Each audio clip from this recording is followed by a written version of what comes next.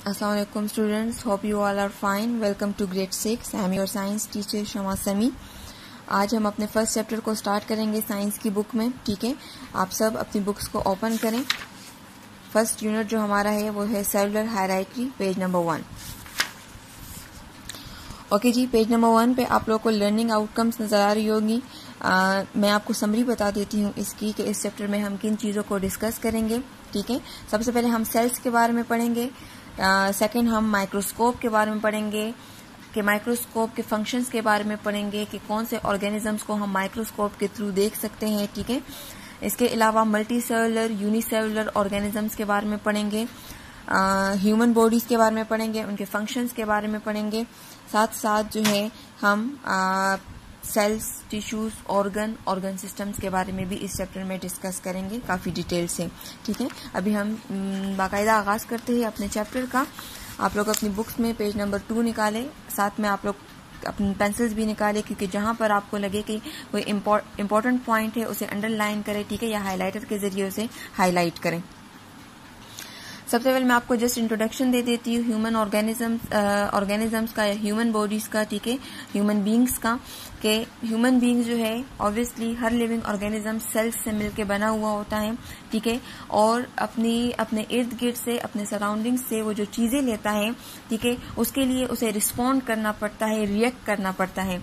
ठीक है, जिसकी वजह से वो सरवाइव कर सकता है उस एनवायरनमेंट में. अल्लाह ताला ने तमाम लिविंग ऑर्गेनिजम्स को सेंस ऑर्गन्स दिए हैं, जिसकी वजह से वो अपने सराउंडिंग में स्टिमुलेट करता है, रिएक्ट करता है. कोई भी अगर काम हो रहा होता है हमें फौरन से पता चल जाता है और हम उसके अगेंस्ट जाके उसको रिएक्शन अपना शो करते हैं. ठीक है, तो ये हमारी सर्वाइवल के लिए बहुत ज्यादा जरूरी है लिविंग ऑर्गेनिजम्स के लिए. सेल्स के बारे में हम पढ़ेंगे. ठीक है, all animal, plants and other living things are made up of cell. ठीक है, तमाम लिविंग ऑर्गेनिजम्स सेल से मिलकर बने हुए होते हैं. Cell are living thing that feed, reproduce and responds और रिएक्ट टू देयर सराउंडिंग. ठीक है, सेल्स जो होते हैं, जाहिर है जब कोई ऑर्गेनिज्म ग्रो करता है, जब सेल्स जो है वो टिश्यूज बनाते हैं, टिश्यूज ऑर्गन्स बनाते हैं, ऑर्गन सिस्टम बनाते हैं, उसके लिए फूड की जरूरत होती है. ठीक है, तभी तो हम ग्रो कर सकते हैं. इसके अलावा वो रिएक्ट करता है, रिस्पॉन्ड करता है अपने सराउंडिंग्स में. ठीक है, यहाँ पर 2 टाइप्स ऑफ सेल्स आपको दी गई है, यूनिसेलुलर और मल्टी सेलुलर.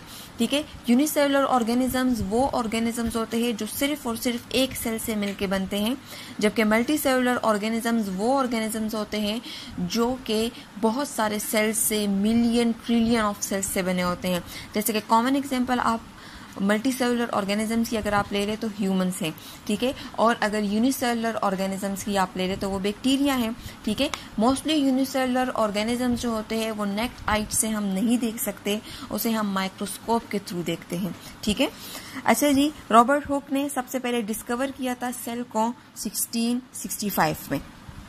जहां पर हमने बात की अब यूनिसेलुलर ऑर्गेनिजम्स की कि वो 1 सेल से मिलकर बने होते हैं और मोस्टली माइक्रोस्कोप की मदद से हम उसे देख सकते हैं. ठीक है, इंशाल्लाह माइक्रोस्कोप के बारे में हम डिटेल में फिर जब आप लोग आएंगे स्कूल तो लैब वर्क है हमारा, लेकिन मैं आपको जनरली इंट्रोडक्शन माइक्रोस्कोप की दे देती हूँ, उसके कुछ पार्ट्स के बारे में हम पढ़ लेते हैं. ठीक है, अच्छा जी, माइक्रोस्कोप की आईज पीस लेंस. ठीक है, इसकी मदद से हम देखते हैं ट्यूब. ठीक है, ये ट्यूब पोर्शन है आर्म. ठीक है, आर्म जो है तो इसने ट्यूब को इसके बेस के साथ कनेक्ट किया होता है. Course focus. ठीक है, इसको हम मूव करते हैं कि हमें जो है अपना स्लाइड जो है वो दिखाई दे सके. Fine focus, make the adjustment to the focus. ठीक है, इसमें हम चीजों को फोकस करते हैं कि कोई भी अगर स्लाइड हमने माइक्रोस्कोप के ऊपर रखा है तो वो हमें प्रॉपर तरीके से नजर आ जाए. ओके जी, रिवॉल्विंग नोज पीस. ठीक है, ये रिवॉल्विंग नोज पीस है जिसकी वजह से हम इन ऑब्जेक्टिव लेंसेज को मूव करते हैं. ठीक है, जो 3 ऑब्जेक्टिव लेंसेज आपको नजर आ रही हैं, ऑब्जेक्टिव लेंसेज जो है ये मुख्तलिफ मैग्निफिकेशन के लिए हम यूज करते हैं. ठीक है, मैग्नीफाई करते हैं हम स्लाइड्स को. स्टेज के ऊपर हम स्लाइड्स रखते हैं. ठीक है, यहाँ पर हम स्लाइड्स रखते हैं और फिर इसी की मदद से हम इसे देख सकते हैं. Condenser lens. ठीक है, कंडेंसर लेंस का मतलब ये है कि focus is light on the specimen. ठीक है, कि लाइट जो है वो उस स्लाइड पे आ रही है या नहीं आ रही. ठीक है, लाइट जो है वो बहुत ज्यादा जरूरी ओके जी स्टूडेंट्स, अभी मैंने आपको माइक्रोस्कोप के पार्ट्स के बारे में बताया। इंशाल्लाह जब हम फिर स्कूल जब ओपन होगा इंशाल्लाह तो फिर हम लैब वर्क करेंगे, उसमें हम माइक्रोस्कोप के हर पार्ट को फिर डिटेल से पढ़ लेंगे, ठीक है। अभी हम जब सेल्स के बारे में पढ़ रहे थे तो उसमें हमने 2 टर्म्स को पढ़ा, यूनिसेलुलर और मल्टीसेलुलर ऑर्गेनिजम्स, ठीक है। यूनिसेलुलर ऑर्गेनिजम्स के बारे में हम सबसे पढ़ते हैं कि वो तमाम ऑर्गेनिजम्स, ठीक है, जो 1 सेल से बने हुए होते हैं, इनकी जितनी भी लाइफ एक्टिविटीज होती है, लाइफ प्रोसेस होते हैं, वो उसी एक सेल के अंदर हो रहे होते हैं, ठीक है। अगर फूड लेना हो, बॉडी से वेस्ट को एक्सक्रीट करना हो, ग्रो करना हो या रिप्रोड्यूस करना हो, तमाम एक्टिविटीज़ वो एक सेल के अंदर ही हो रही होती हैं। यूनिसेलुलर ऑर्गेनिज्म मोस्टली जो है वो अंडर माइक्रोस्कोप में हम उसे देख सकते हैं, ठीक है। नेक्ड आइट से वो हमें नजर नहीं आती। Example of the unicellular organism are bacteria, euglena and amoeba. जब सबसे पहले डिस्कवरी हुई ऑर्गेनिजम्स की, उसमें यूनिसेलुलर ऑर्गेनिजम्स को सबसे पहले डिस्कवर किया गया था, ठीक है। इसलिए इसे ओल्डेस्ट फॉर्म ऑफ ऑर्गेनिज्म है। अभी हम नेक्स्ट पेज पे मल्टीसेलुलर ऑर्गेनिजम्स के बारे में पढ़ते हैं। ओके जी, multicellular organism that consist of more than one cell are known as multicellular organisms. The cell attached to each other to form a multicellular organism. In multicellular organism, different functions are performed by different types of cell. Most multicellular organisms are visible to the naked eyes. Mold, mushroom, cats, dogs, rose plant, trees are some example of the multicellular organisms. अच्छा जी, multicellular organisms जो हैं ये different मतलब बहुत सारे sales से मिलके बने हुए होते हैं, ठीक है। और हर एक सेल जो है वो स्पेशलाइज्ड ऑर्गन सिस्टम बनाता है और उनकी एक्टिविटीज़ जितनी भी लाइफ प्रोसेस होती है वो हर एक स्पेशलाइज्ड ऑर्गन सिस्टम में होती हैं, ठीक है। जैसे कि अगर आप लोग ह्यूमन बींग्स की एग्जांपल ले लें, ह्यूमन बींग्स के अंदर कितने प्रोसेसेस होते हैं। डाइजेस्टिव प्रोसेस अलग होता है, रिस्पायरेशन अलग प्रोसेस है, सर्कुलेटरी सिस्टम एक अलग प्रोसेस होता है, ठीक है, एक्सक्रीटरी सिस्टम अलग प्रोसेस होता है। ये सारे जो है ये बहुत सारे सेल्स जो है वो स्पेशलाइज्ड टिश्यूज बनाते हैं, उन्हीं टिश्यूज से फिर ऑर्गन्स बनते हैं और वही ऑर्गन्स मिलके ऑर्गन सिस्टम बना लेते हैं, ठीक है, जिसकी वजह से वो एक्टिविटीज हो रही होती है बॉडी के अंदर।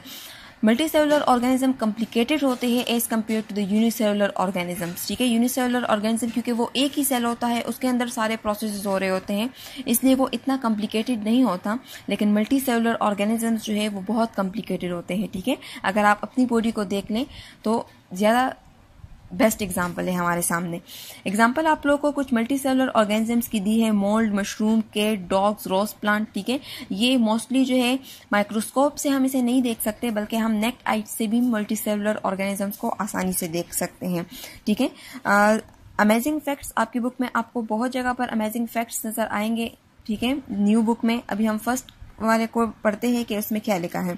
सम non living things are made up of dead cell of the living organisms, but most non-living things are not made up of cell. Wood and most household dust is made up of the dead cells, as are wool, leather and hair. अच्छा जी, कहते हैं कि कुछ ऐसे living things हैं जो कि living organism के डेड सेल से बने होते हैं। मोस्टली जितने भी नॉन लिविंग थिंग्स होते हैं वो सेल से बने नहीं होते, ठीक है, लेकिन कुछ ऐसी चीजें हैं जो कि डेड लिविंग ऑर्गेनिजम्स के सेल से बने होते हैं। आपको मैं एक टास्क देना चाहती हूँ, ठीक है, end of the lesson multicellular और यूनिसेलुलर ऑर्गेनिजम्स के बारे में। आप लोगों ने अपने रफ नोटबुक में एटलीस्ट 10 एग्जाम्पल्स, ठीक है, आप लोगों ने यूनिसेलुलर ऑर्गेनिजम्स की लिखनी है और एटलीस्ट 10 एग्जाम्पल आप लोगों ने मल्टीसेलुलर ऑर्गेनिजम्स की लिखनी है, ठीक है।